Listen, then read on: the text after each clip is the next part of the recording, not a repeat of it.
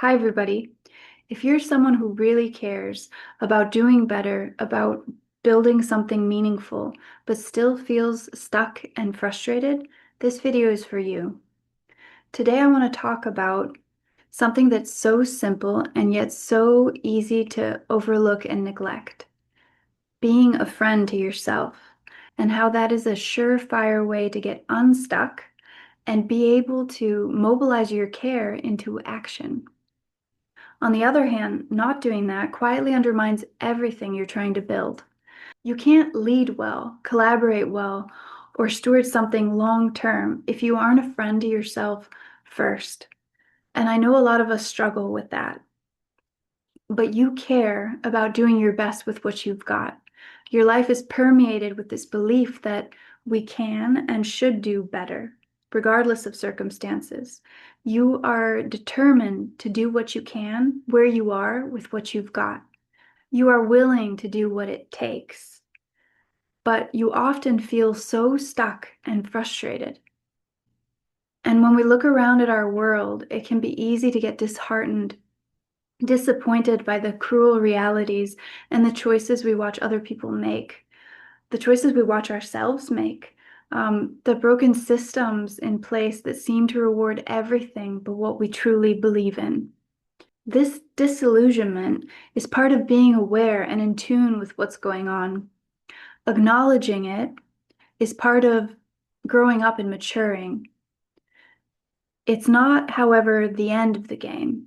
Far from it. It's what a rock climber would call the crux of the climb, the hardest part of the climb, the part where most people tend to give up. But there's something strong in us that resists that.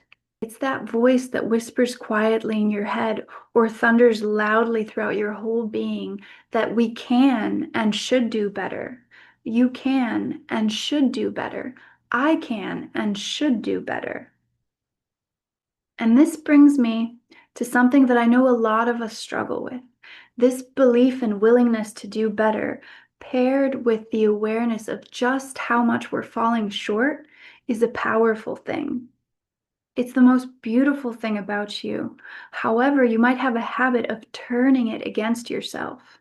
And what I mean by that is because you believe so deeply in taking responsibility, you may shame yourself when you fall short. You may beat yourself up. Years ago, I was talking to an older, wiser friend of mine, and I remember him saying, I really don't understand most people. It seems like they really make their lives much harder than they have to be. It's like they're beating themselves up inside. Now, why would I beat myself up?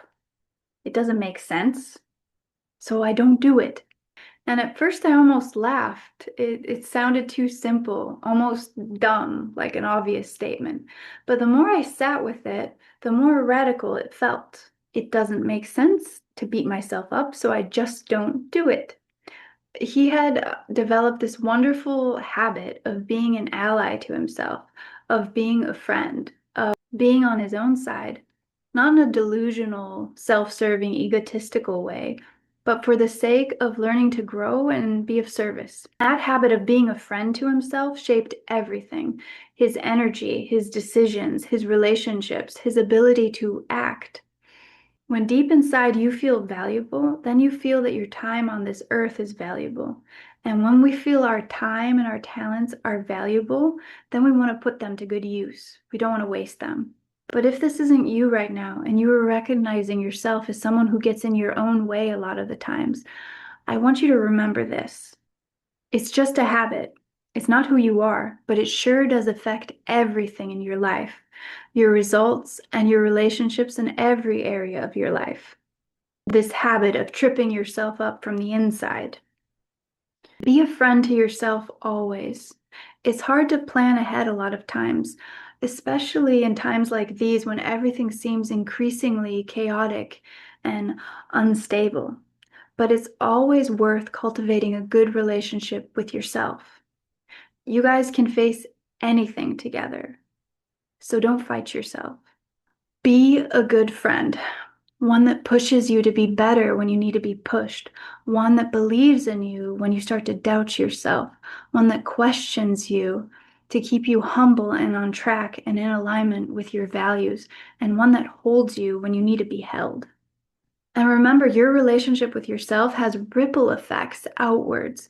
It's reflected in how you show up in the world and your relationships in it.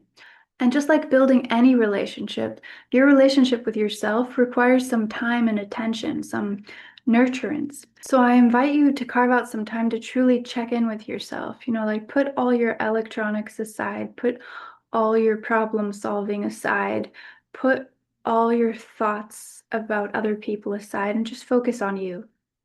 And if this concept feels foreign to you, or you could use a bit of structure in your self-discovery process right now, check out my free resources that I'll link for you below.